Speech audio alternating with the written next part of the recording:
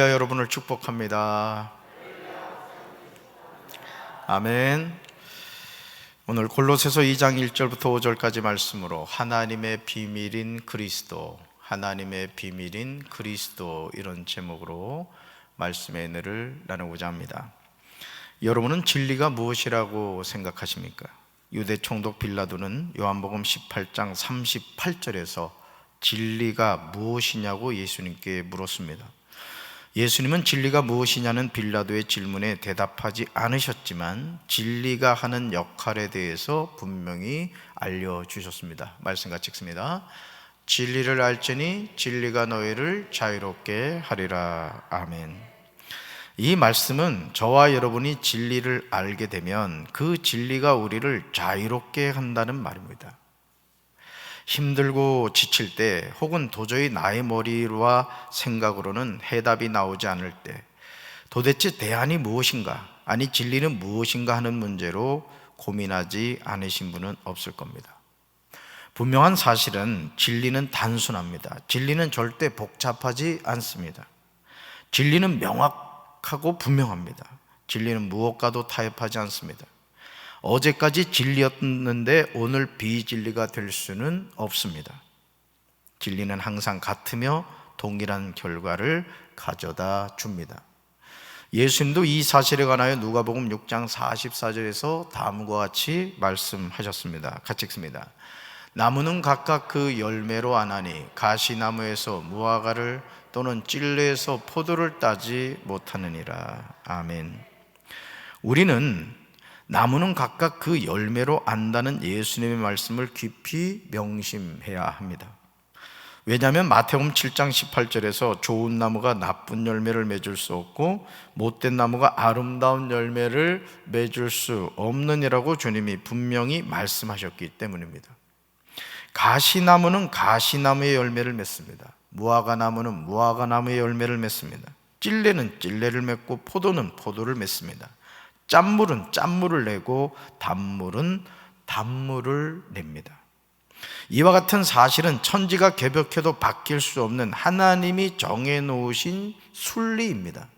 그런데 우리는 이런 하나님의 순리를 억지로 바꾸려고 할 때가 많습니다. 아니, 그렇게 할 수 있다고 교만하게 생각합니다. 그러나 진리는 바뀔 수 없습니다. 다만 진리를 거짓 것으로 바꿀 수 있다고 하는 무리들을 하나님께서 방치한 겁니다. 여러분, 이 세상에서 제일 무서운 심판이 뭐냐? 방치하는 겁니다. 하나님이 내버려 두신다, 이런 뜻이죠. 로마서 1장 24절과 25절에서 사도 바울은 이 사실에 관하여 다음과 같이 말합니다. 같이 읽습니다. 그러므로 하나님께서 그들을 마음의 정욕대로 더러움에 내버려 두사 그들의 몸을 서로 욕되게 하게 하셨으니 이는 그들이 하나님의 진리를 거짓 것으로 바꾸어 피조물을 조물주보다 더 경배하고 섬김이라. 주는 곧 영원히 찬송할 이시로다. 아멘. 결국 하나님은 우리가 순리대로 살기를 원하시는데 사람들은 오히려 영리로 살고 있다는 것이죠.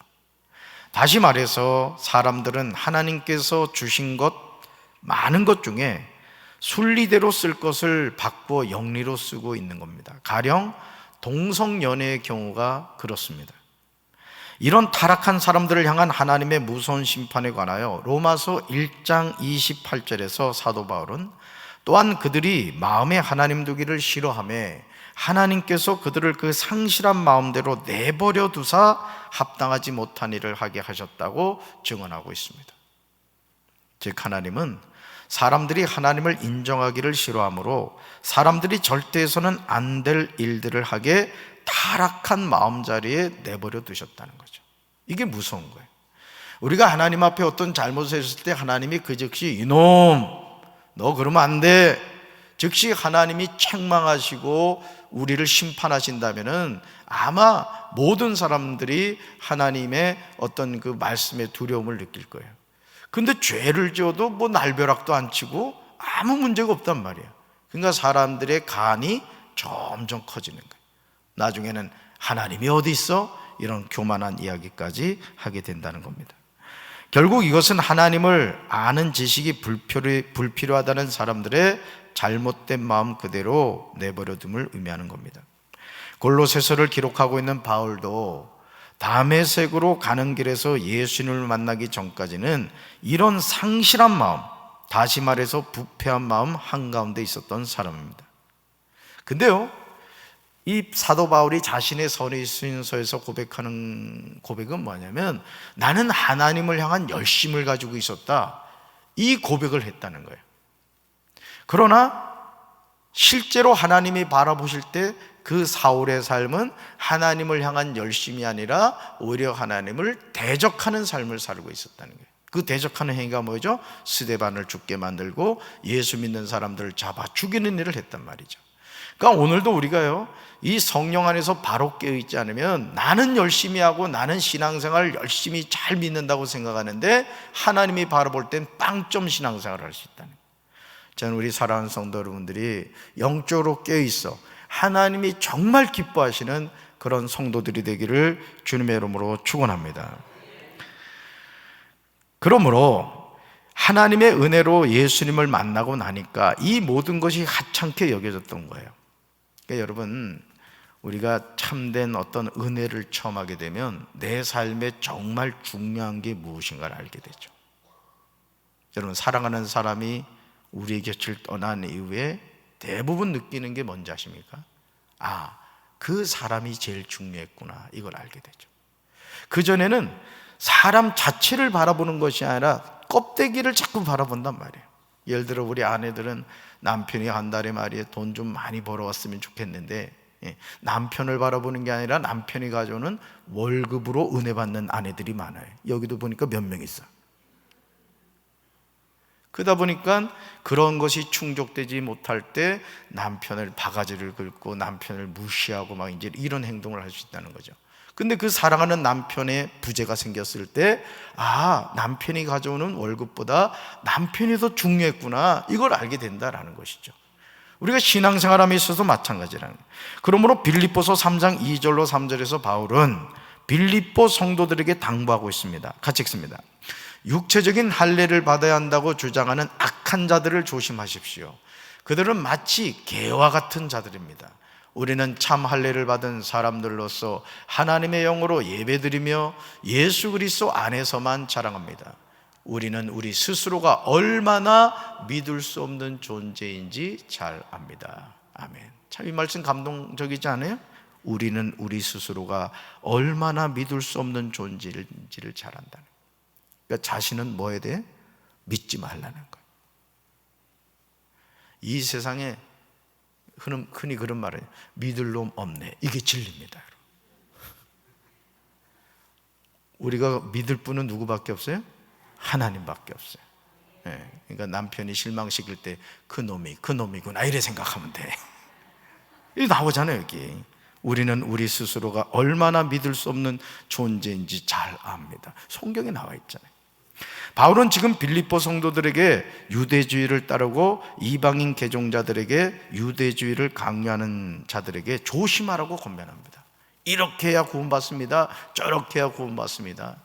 이 신앙생활을 할 때요, 여러분, 구원의 문제는 그렇습니다. 저도 이렇게 모태신앙으로 자라 목회자의 길을 가고 있습니다만은, 제가 성경을 읽으면서 깨닫게 되는 진리 가운데 하나가 뭐냐면, 구원은 이미 주님이 2000년 전 갈보리 십자가에서 완성하셨다는 거예요. 내가 뭐 노력하고 애쓰고 새벽 기도하고 40일 금식 기도하고 이건 자랑거리가 아닙니다, 여러분. 은혜인 거예요, 은혜. 여러분들이 이 자리에 나와 있는 게 은혜라고요, 은혜. 그러니까 여러분, 구원은 누가 주시는 거고? 하나님이 주시는 거고, 나는 그 은혜에 감사해서 신앙생활을 하는 겁니다. 그러니까 우리가 구원의 문제에서 손톱의 밑에 때만큼이라도 기여하는 거 없어. 그 교만할 이유가 있어, 없어? 교만할 이유가 없어. 오직 예수단 말이에요, 예수. 할렐루야. 즉 개들은 성도들을 괴롭히는 유대주의 행악자들을 지칭합니다. 행악하는 자들은 하나님의 은혜를 믿지 않고 율법을 행함으로 구원을 얻으려고 하는 자들이에요. 예를 들어 하나님의 교회 같은 경우 유월절을 지켜야 된다. 그렇죠? 하나님의 교회는 그 얘기하거든요. 유월절 지켜야 구원받는다. 그리고 신천지 같은 경우는 뭐 얘기합니까? 하여간 이 말도 되지 않는 거짓말을 다 칩니다. 거짓말을. 그러니까 여러분, 이단의 특징 가운데 하나가 뭐냐면은 꼭 어디로 가느냐? 행위로 갑니다. 요거 해야 구원받습니다. 뭐 해야 구원받습니다. 성경 어디 그렇게 나와 있어요? 영접하는 자, 곧 그 이름을 믿는 자들에게 하나님의 자녀가 되는 권세를 주었으니 이는 혈통으로나 육정으로나 사람의 뜻으로 나지 않고 오직 하나님께로부터란 말이에요. 아멘. 그러니까 이렇게 장난치는 이단들에게 속지 말란 말이에요. 속지 말라고. 그러니까 여러분, 제가 여러 번 얘기하잖아요. 부모님의 은혜를 깨달으면 자녀는 효도하는 겁니다. 하나님의 은혜를 깨닫게 되면요, 기도하지 말라고 해도 기도하고 예배드리지 말라 그래도 예배드리게 되는 거예요. 왜? 그 은혜가 너무 고마워서. 아멘. 저는 우리 성도들이 그런 신앙생활 하길 바랍니다. 죽지 못해서 그냥 교회 다니고 그러지 말라고. 아유, 괜히 속회 인도자 돼가지고 수요일날 또 속회 공부한다 해가지고 지금 입이 조금 나와 있는 사람이 1명 반 있어. 그러지 말란 말이에요. 아버지 앞에 나와 예배 드리는 게 얼마나 감사해. 담임 목사한테 커피 한번 쏴야 된다고. 아멘까지 또. 여러분, 몸을 상해하는 일은 하나님의 은혜를 버리고 인간적 노력의 산물인 의식적인 행위만 중요시하는 자로서 율법을 고수하였다는 거죠. 이거 막 이렇게 몸에 문신하고 이렇게 자꾸 나타내려고 한다 이거죠. 그러므로 바울이 예수님을 만난 후 가장 배격한 것은 율법의 의입니다. 율법의 의. 따라합시다. 율법의 의. 율법의 의. 우리가 찾아야 될 의는 율법의 의가 아니라 예수님의 의인 줄로 믿습니다. 그렇습니다. 바울은 이것을 로마서 8장 2절에서 죄와 사망의 법이라고 하였습니다. 이 법은 육체를 신뢰하는 것입니다. 자기 노력으로 구원을 이루려는 만용이에요. 다시 말씀드립니다. 구원은 자기 노력으로 절대 얻지 못해요. 그래서 사실은요, 우리가 원하는 어떤 구원의 어떤 길이 뭔지 아십니까? 예를 들어 그런 거예요. 지리산 천왕봉인가요? 꼭대기가? 지리산 천왕봉을 올라갔다 오면은 구원받습니다. 이 얘기하면요, 100% 사람들 구원받습니다.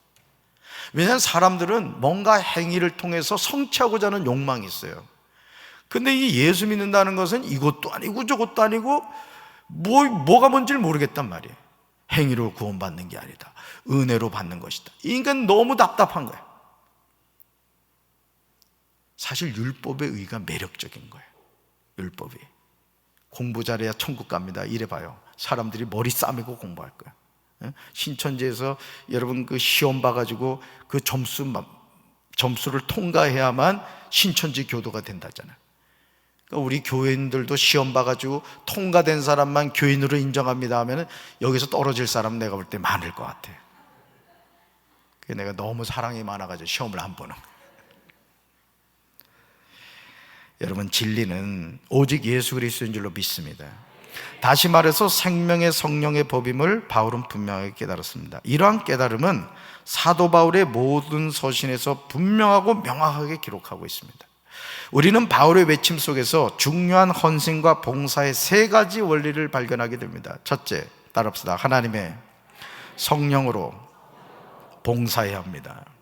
둘째, 그리스도 예수로 자랑해야 합니다. 셋째, 육체를 신뢰하지 않아야 합니다. 아멘. 중요한 헌신과 봉사의 3가지 원리가 뭐냐? 첫째, 하나님의 성령으로 봉사하래요. 그러니까 여러분, 주님의 몸된 교회에서 헌신할 때도요, 성령 받아서 해야 됩니다. 성령 받아서. 이래 보면 자기 열심을 가지고 하는 사람들이 있어요. 교회에서. 그 사람들 꼭 문제 일으킵니다. 삐지고 시험 들고 남 상처 주고 이래요. 여러분, 하나님의 일을 하는데 왜 삐집니까? 왜 시험 듭니까? 왜 남을 상처를 줘요? 성령 받아서 일하면요, 여러분 합력해서 선을 이루게 될 줄로 믿습니다. 성령으로 봉사해야 돼요. 둘째, 그리스도 예수로 자랑해야 돼요. 예수님만 자랑해야 된다고. 예수님만. 세 번째, 육체를 신뢰하지 않아야 돼. 이게 뭐야? 나는 믿을 존재가 못 된다. 이 세상에서 믿을 분은 누구밖에 없다? 하나님밖에 없다. 이걸 잊지 마시라. 이렇게 하는 것이 하나님의 자녀인 우리가 영적으로 하나님께 예배드리는 모습입니다. 사람은요, 아는 만큼 보고 보는 만큼 느낀다는 말처럼 주님의 일도 우리가 체험하고 은혜 받고 능력 받은 만큼 감당하게 됩니다. 정말 중요해요. 저는 우리 사랑하는 성도 여러분들이 성령 받으시기 바라요. 은혜 체험하시기 바랍니다. 이번 강원도 목사님 오셨을 때 은혜는 우리 성도들이 다 받으시기 바라요. 빠지지 마세요. 빠지지 마세요. 10번의 집회. 얼마나 귀한 강사님인데 말이에요. 1년 전에 예약하신 분이에요. 1년 전에. 그러니까 이런 은혜 자리에서는 목숨 걸고 은혜 받으라고요. 진짜 휴가까지 내라서도 와서 은혜를 받아야 된단 말이에요. 그리고 교회 학교 우리 어린이교회, 청소년교회, 청년교회는 꼭 참석하라고. 이 강원도 목사님이 또 이 젊은 세대에 아주 말씀의 은혜가 있는 분이에요. 바울은 자신이 예수님을 만나기 전에 했던 실패를 다른 지체들이 되풀이하는 것을 원하지 않았습니다. 여러분, 부모가 되면 왜 자녀들에게 부모의 입장에서는 권면이고 자녀들의 입장에서는 잔소리가 많아지느냐? 이유는 한 가지예요. 부모로서 살아봤더니 인생의 때에 요 때는 요렇게 해야 된다는 것을 체험했단 말이에요. 우리 부모님도 그렇지. 그러니까 우리는 자녀에게 뭘 해주는 거야? 권면을 해주는 거야. 얘야, 네가 지금 이 나이 때는 이렇게 해야 된단다, 이렇게 알려주죠. 근데 자녀들은 그걸 어떻게 받아들여요? 잔소리한다 그래요. 잔소리한다. 여러분, 오늘 우리가 하나님의 말씀을 통해서도 이걸 깨달아야 됩니다. 그러니까 여러분, 이 바울의 서신을 읽어보면요, 바울은 정말 다메섹으로 가는 길에 예수님을 만나기 전에 아주 처절하게 실패했던 사람입니다. 그러니까 예수님이 사울을 찾아오지 않았다면 사울은 자기 열심으로 하나님 위해서 일했다고 생각했는데 죽어 보니까 지옥으로 갈 수밖에 없던 존재였던 거예요. 여러분, 이 세상에서 제일 불쌍한 인생이 누군지 아십니까? 목회하고 지옥 가는 사람, 장로, 권사, 집사 되고 지옥 가는 사람이요. 나는 우리 성도들이 꼭 천국 가시기 바라요. 절대 천국 가야 됩니다. 세상에 목회하고 지옥 간다고 생각해봐. 얼마나 웃기는 짬뽕이요. 짬뽕은 맛있기라도 하지. 그 정신을 바짝 차리란 말이야. 괜히 막 교만 떨고 이러지 말고 정말 내가 구원받을 믿음이 있는가, 내가 예수님 만났는가, 내가 죄사함 받았는가, 이걸 분명히 깨달으라고. 부모님이 신앙생활하고 중직인 자녀들 정신 차려도 혜진이, 재진이, 혜진이. 특별히 목회자 자녀들, 장로 자녀들이요, 이 신앙이 제대로 안 들어가 있는 경우가 많습니다. 왜? 부모님이 뭐 교회 중직이니까 자녀도 신앙 좋은 것 같지? 좋긴 뭘 좋아. 내가 예수님 만나야지. 아멘. 자, 보세요. 골로새서 2장 1절과 2절 같이 읽습니다.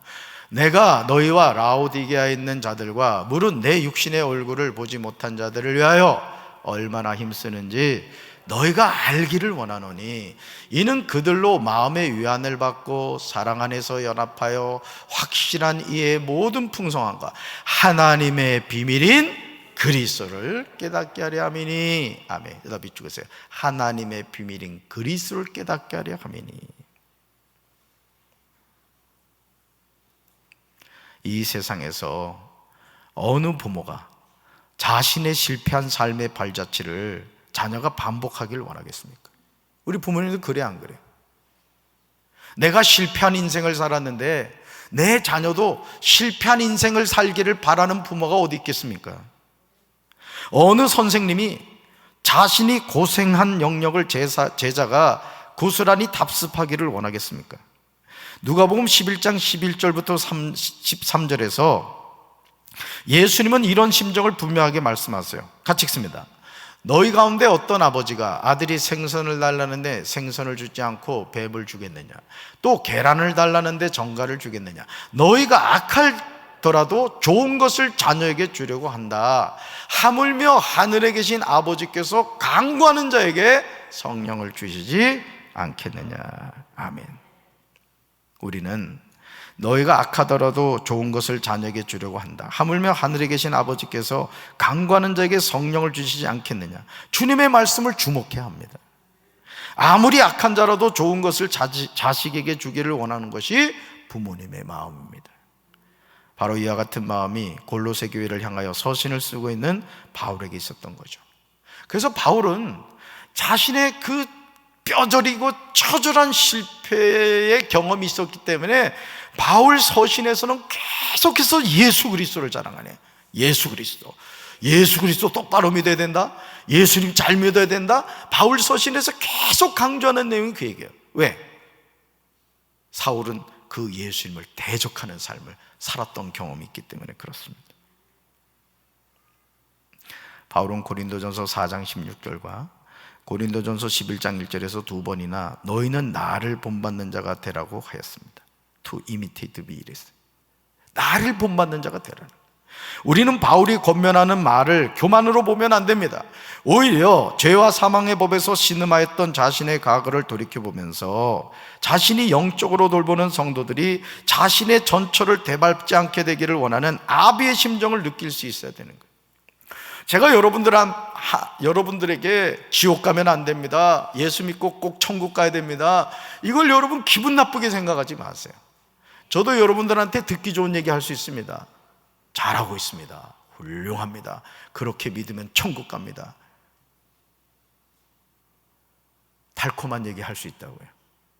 그런데 하나님의 말씀을 읽어보면은 10명 가운데 2명 천국 가면 말 가는 거예요. 여러분, 성경은요 믿지 않는 자들을 향해서 기록된 말씀이 아닙니다. 알곡과 쭉정이는 불신자들을 쭉정이라고 말하지 않는 거예요. 이미 불신자들은 이미 하나님의 심판을 받은 겁니다. 결국 하나님의 심판은 뭐냐?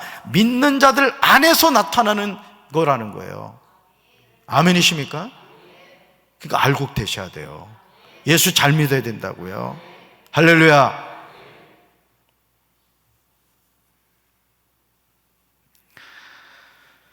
그러므로 골로새 교회를 향한 바울의 서신에서 그의 진정한 사랑을 느낄 수가 있습니다. 그의 열정을 느낄 수 있는 거야. 그러니까 여러분, 이 실패해 본 사람은요 그 실패라는 고통을 알기 때문에 그런 가운데 있는 사람을 보면 막 가슴이 아프죠.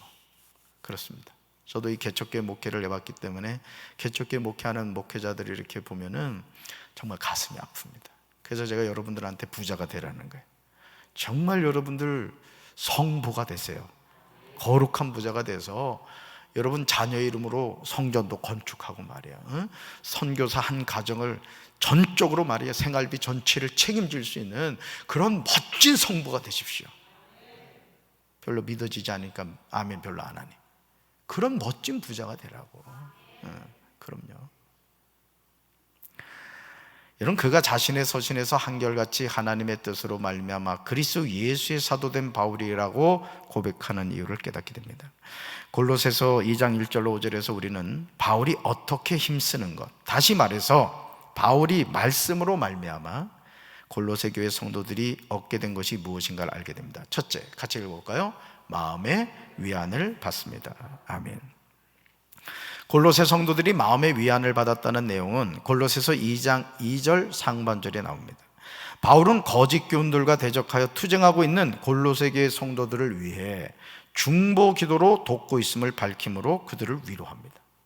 특히 여기서 위안은 슬픈 일을 당했거나 시리에 빠진 마음을 위로한다는 의미가 아닙니다. 오히려 바르지 못한 가르침에 의해 흔들리는 마음을 강하게 잡아준다는 것을 의미합니다. 그리하여 골로새 성도들이 하나님이 주시는 힘을 얻어 거짓 교훈에 잘 대적하게 하기 위함인 거라는 거죠. 여러분, 우리가 왜 백신 주사를 맞습니까? 백신이라는 게 뭐예요? 균을 넣어주는 거란 말이에요. 균을. 왜 균을 넣어주느냐? 우리 몸에 항체가 만들어져서 예를 들어 코로나 바이러스가 들어왔을 때 그 바이러스와 싸워서 이기게 하기 위해서 그렇게 하는 거라는 거죠. 근데 여러분, 백신 주사 맞는 게 쉽습니까? 예? 여러분, 주사기 바늘 사실은요 우리가 이렇게 머리 돌리고 있어서 그렇지 그 주사기 찌르는 간호사를 이렇게 보고 있으면 살 떨립니다. 차라리 볼 수 없어 눈 감고 있으면 따끔하고 말지. 그렇거든요. 마찬가지라는. 자, 그래서 골로새 성도들이 하나님이 주시는 힘으로도 거짓 교훈에 잘 대적하기 위함이라는 거예요. 왜냐하면 골로새서의 기록 목적이 골로새 교회에 들어온 이단을 반박하기 위한 겁니다. 이러한 목적을 이루기 위해서 바울은 그리스도에 관한 진리를 증거하고 있는 거예요. 바울은 이단으로 말미암아 상처를 받은 성도들을 마음으로 격려하기를 간절히 원한 거예요. 그들에게 마음의 용기를 심어주기를 바란 겁니다. 여러분, 이단을 두려워하지 마시기 바랍니다. 이단을 두려워할 이유가 없어요. 참 진리 되시는 예수님을 바로 믿으면 이단은 두려워할 대상이 아니라 불쌍히 여겨야 될 대상인 거예요. 저는 생각할수록 신천지나 하나님의 교회, 제7 안식교, JMS, 통일교, 구원파, 이단에 빠진 사람들을 생각하면 정말 마음이 아픕니다. 이만희가 어떻게 하나님입니까? 안상홍이가 어떻게 하나님이에요? 장길자가 어떻게 어머니 하나님입니까? 성경 어디에 어머니 하나님이 있어?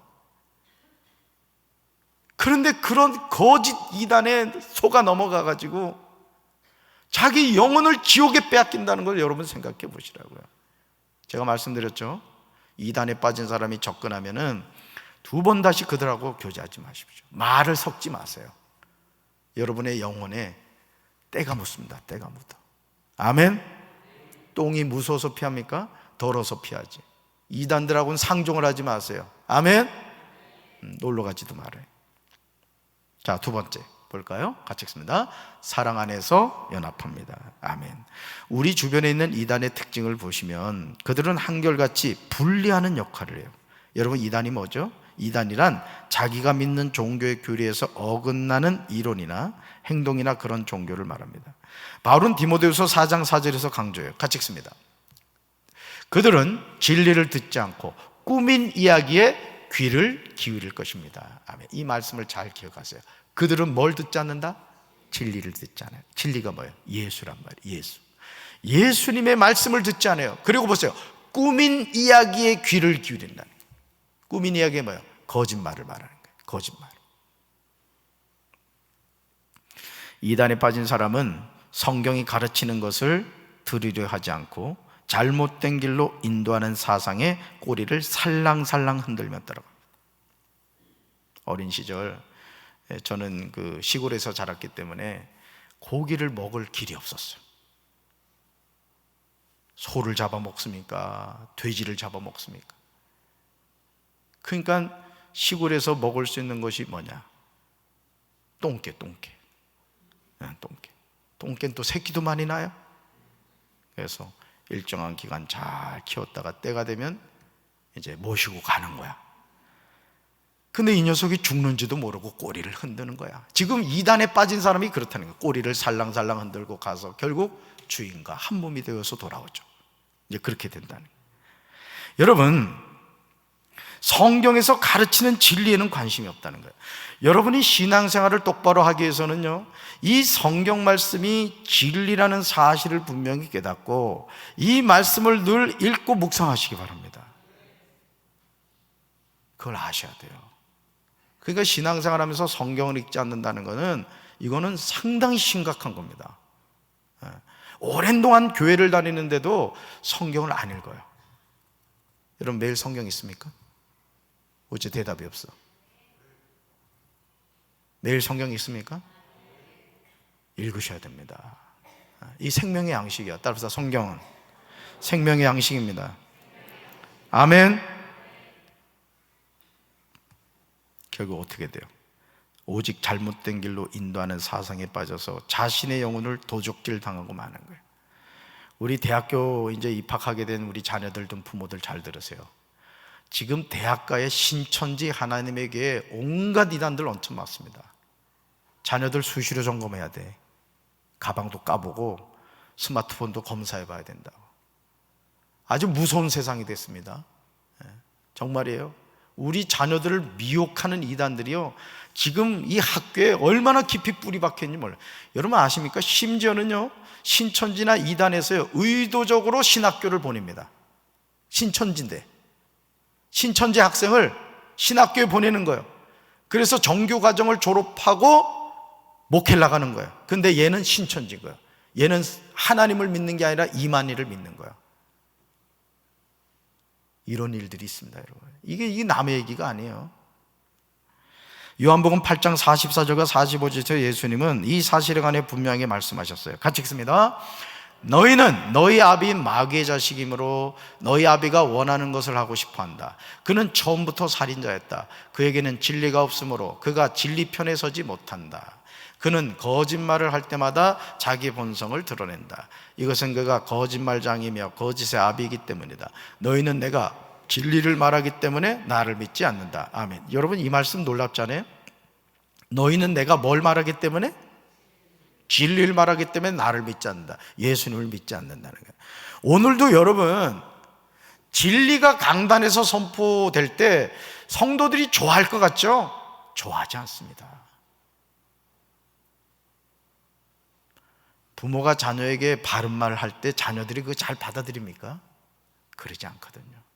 우리 영적으로도 마찬가지입니다, 여러분. 모든 거짓은 진리에서 나지 않습니다. 거짓은 거짓에서 나는 거예요. 가시나무에서 포도를 딸 수 없듯이 진리는 진리 외에 다른 열매를 낳지 않습니다.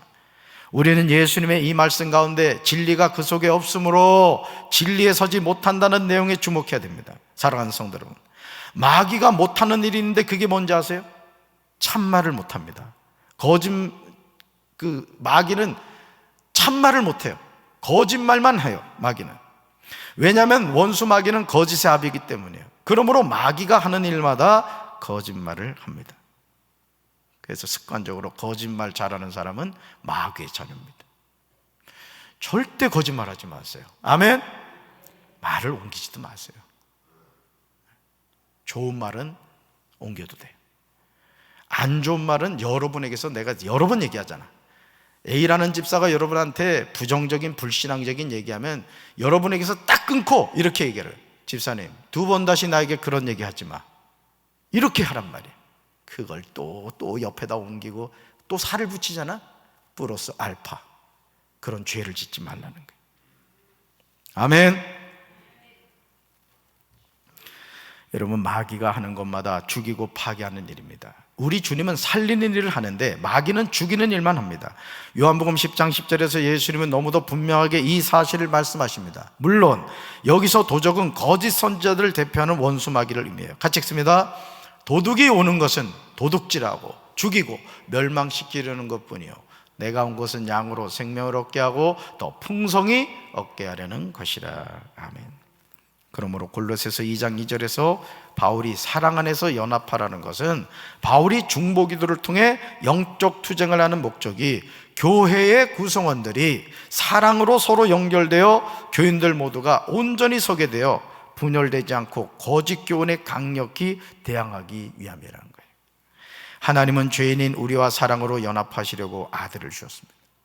사도 요한은 요한일서 4장 9절에서 하나님의 사랑이 우리에게 이렇게 나타난 바 되었으니 하나님이 자기의 독생자를 세상에 보내시면 그로 말미암아 우리를 살리려 하심이라고 하셨습니다.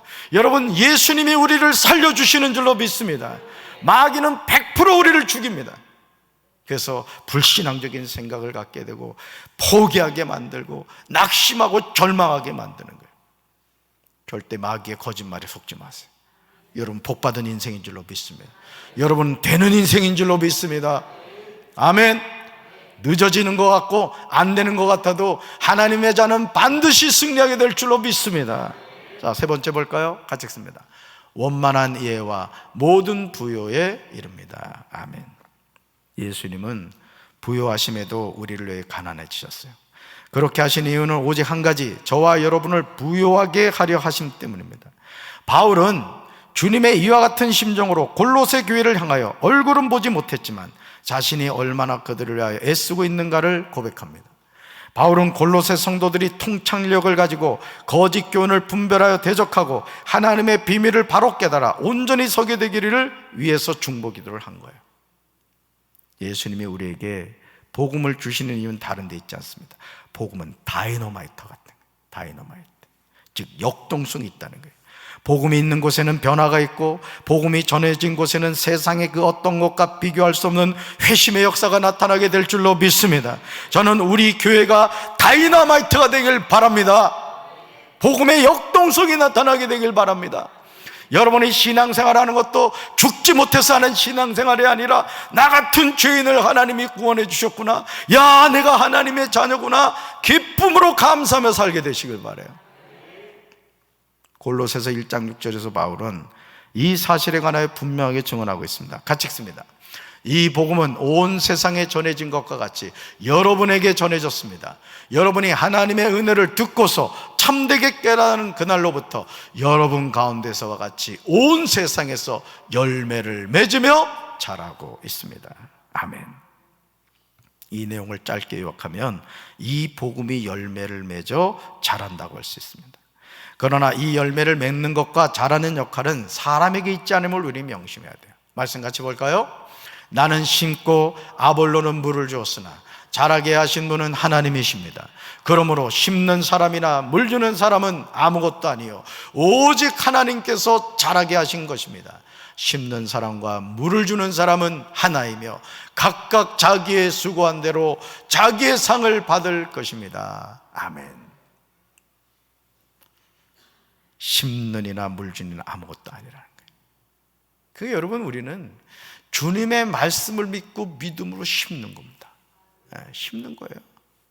여러분, 그 주성미 목사님 여러분 간증을 기억하시죠?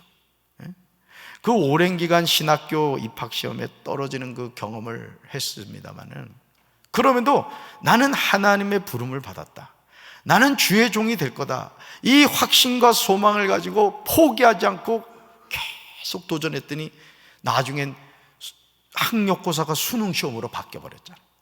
그래서 그러잖아요, 주성미 목사님이. 학력고사가 수능으로 바뀐 것은 자기 때문이라는 거예요. 주의 종을 만들어야 되는데 학력고사로 계속 가가지고는 안 될 것 같으니 하나님이 입시 제도 자체를 바꿔버렸다는 거야. 믿거나 말거나. 자, 늦어졌습니까? 주성미 목사님이? 늦어지지 않았죠. 세계적인 주의 종이 됐잖아요. 그러니까 여러분, 오늘 우리가 믿음으로 심고 물을 줘야 될 줄로 믿습니다. 자라게 하신 분이 누구다? 하나님이십니다. 할렐루야. 네 번째 보겠습니다. 같이 읽습니다. 하나님의 비밀인 그리스도를 깨닫게 됩니다. 아멘. 바울이 다메섹으로 가는 길에서 예수님을 만난 이후 바울은 예수님과 무서운 사랑에 빠졌어요. 무서운 사랑에. 바울의 사랑이 얼마나 깊었던지 갈라디아서 2장 20절에서 고백합니다. 같이 읽습니다. 나는 그리스도와 함께 십자가에 못 박혔습니다. 이제 살고 있는 것은 내가 아닙니다. 그리스도께서 내 안에서 살고 계십니다. 내가 지금 육신 안에서 살고 있는 삶은 나를 사랑하셔서 나를 위하여 자기 몸을 내어주신 하나님의 아들을 믿는 믿음 안에서 살아가는 것입니다. 아멘. 바울은 자신의 존재 목적을 오직 내 안에 그리스도께서 사신 것이라고 고백하고 있습니다. 그리고 자신이 만난 예수 그리스도를 위하여 이제까지 자신이 소유하고 있던 자신의 모든 것을 배설물로 여기고 오직 그리스도만을 위해서 일평생 살았던 거예요. 여러분, 우리 예수님에게 미쳐야 될 줄로 믿습니다. 미쳐야 돼, 미쳐야 돼. 또 주성미 목사님 얘기. 명성교에서 그 나이 차이도 많이 나는 그 이쁜 자매가 말이야, 키보드 치고 있는데 말이죠,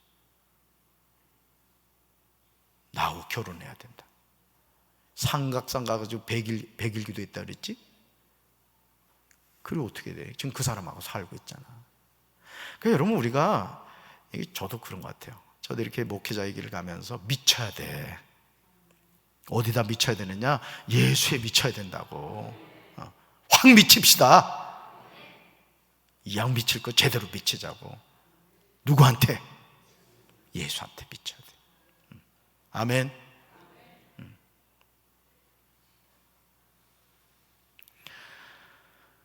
바울의 삶에서요, 하나님의 아들이신 그리스도 예수에 관한 온전한 믿음을 뺀다면 그는 아무것도 아닙니다.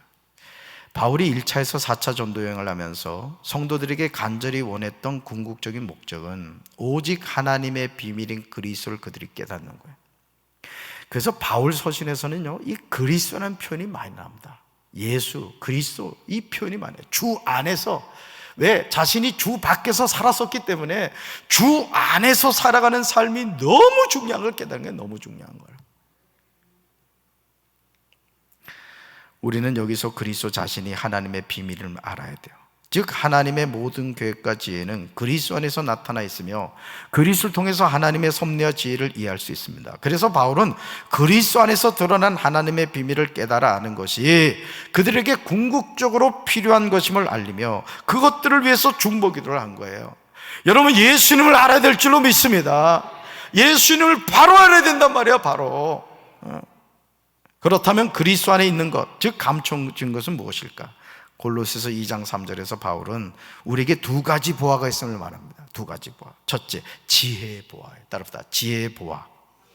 두 번째, 지식의 보화. 사실 하나님의 비밀인 그리스도 안에는 모든 지혜와 지식이 감춰져 있어요. 로마서와 고린도전서를 보시면 지혜와 지식은 같이 연결되어 나타납니다. 여기서 말하는 지혜는 성령에 의한 하나님의 계획과 역사에 대한 일반적인 이해를 가리키며 지식은 복음에 대한 이해를 가리킵니다. 그리고 감춰져 있느니라는 사람이 자력으로 찾아낼 수 없으며 오직 하나님의 은혜로 드러나게 되는 것임을 보여주는 거예요. 하나님이 열어주셔야 되는 거예요. 하나님이 깨닫게 해주셔야 되는 겁니다, 여러분. 그래서 우리는 날마다 주바라기가 돼야 되는 게, 주바라기가 주님 열어주세요, 깨닫게 해주세요, 영의 눈을 열어주시고 영의 귀를 열어주세요. 하나님 은혜를 구해야 돼요. 이전에는 하나님의 비밀이었던 지혜와 지식의 모든 보화가 감춰졌으나 이제는 모든 그리스도인에게 밝히 드러나게 된 거예요. 바울은 하나님의 비밀인 그리스도를 말하는 이유에 관하여서 아무도 교묘한 말로 너희를 속이지 못하도록 하려 함이라고 설명합니다.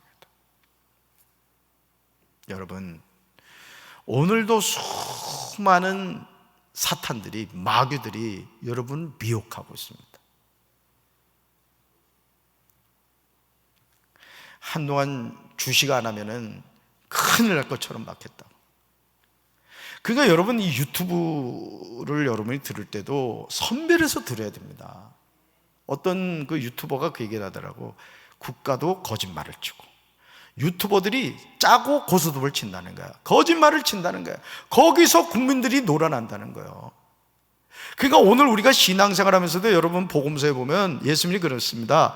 그리스도가 여기 나타났다, 그리스도가 저기 나타났다고 할 거란 말이에요. 그때 우리가 영적으로 바로 깨어서 중심을 잡지 않으면 이리 쏠리고 저리 쏠리다가 지옥 가게 된다는 거예요. 아멘. 정신 바짝 차리시기 바랍니다.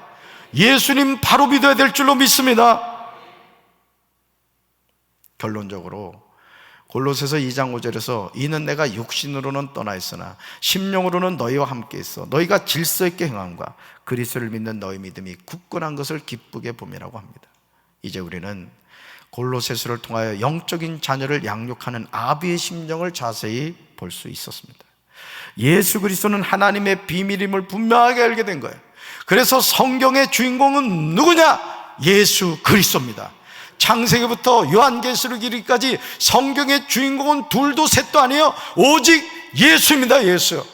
구약 성경이 뭐라 그랬어요? 오실 예수님. 신약 성경은 오신 예수님, 다시 오실 예수님이란 말이에요. 예수를 놓치면 다 놓치는 거예요. 아멘이십니까? 그러므로 이제 저와 여러분이 할 일은 하나님의 비밀인 그리스도가 누군가의 손길을 통해서 우리에게 전달이 되었듯이 아직도 그리스도가 하나님의 비밀임을 모르는 주변 사람들에게 전해야 돼요. 이것이 하나님의 사랑의 빚진 자가 마땅히 행할 의미라는 거예요. 그래서 예수 믿으십시오. 예수 믿어야 천국 갑니다. 예수 천당 불신족 이 복음을 우리가 전하며 살아야 될 줄로 믿습니다. 그러므로 데살로니가전서 2장 4절에서 우리 모두를 향한 믿음의 고백이 돼야 돼요. 같이 읽습니다. 우리는 하나님께 검정을 받아서 맡은 그대로 복음을 전합니다. 우리가 이렇게 하는 것은 사람의 환심을 사려고 하는 것이 아니라 우리의 마음을 살피시는 하나님을 기쁘게 해드리려고 하는 것입니다. 아멘. 우리는요, 사람의 환심에 관심이 없다고요. 누구? 우리의 마음을 살피시는 하나님을 기쁘게 해드리는 거예요. 찬양을 할 때도, 기도를 할 때도, 봉사를 할 때도, 뭘 하더라도 하나님을 기쁘게 해드리는 거예요. 저 목회를 하면서도 제 마음에 그런 마음이 늘 있어요. 하나님 기뻐하시는 목회를 해야 되겠다. 하나님 눈에 들어야 되겠다. 여러분 해봐요. 하나님 눈에 들어야 되겠다. 그런 영화 대사 가운데 그런 멋진 대사가 있더라고. 너가 내 눈 안에 있어. 이 세상 막 떨리잖아요, 그죠? 우리 안에 누가 계시다?